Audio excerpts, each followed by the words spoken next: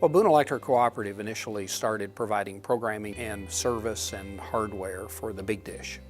And then I think it was 1992 or 1993, we were hearing rumblings of a new venture, a small dish, a new small dish that could be put up at a person's house to be able to provide programming, and we all got pretty excited about it. It was a tremendous opportunity. I can't say enough about all the good things that NRTC has done to very often come up and be a good link between us and DirecTV.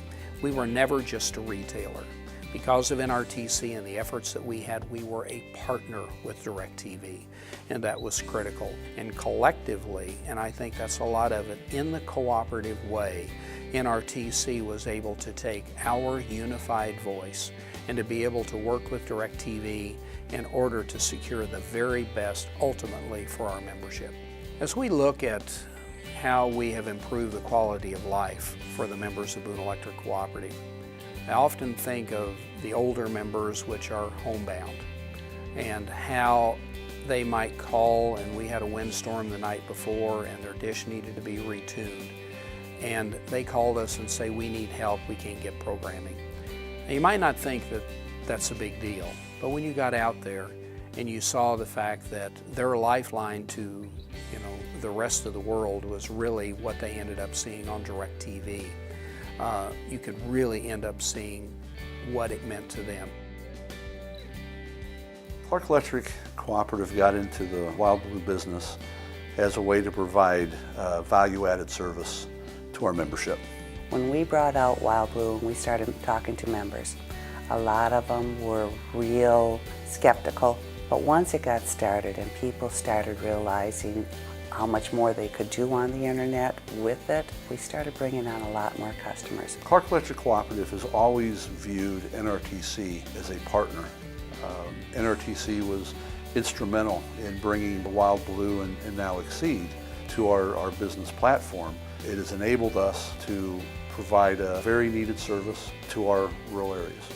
So we consider NRTC a strong partner, not only for today, but for the future.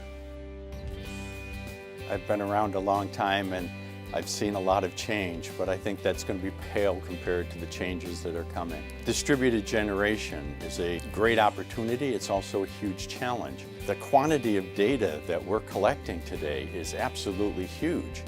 As we move more into electronic controls, their ability to capture information and bring it back to the cooperative. We're now collecting hundreds of millions of data points a year on our system, and we still aren't fully electronic. So getting all of that data here is going to require a very high bandwidth communication platform between your substations and your members and your main office. And then obviously the ability to do data analytics. We've got all these data points and members that want to know, when am I using energy, and how come my bill was more kilowatt hours last month than it was the month before? All of that's going to require an incredible amount of analysis of all this data.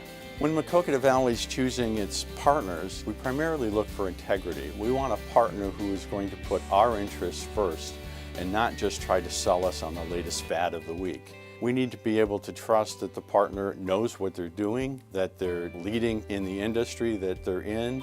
When we have a project that's new, one of the first things we do is call NRTC and say, all right, we're looking at getting into this. What do you know about it? We rely on them to stay abreast of new technology. We rely on them to help identify the partners that would be state-of-the-art in that particular technology. And that's important to us.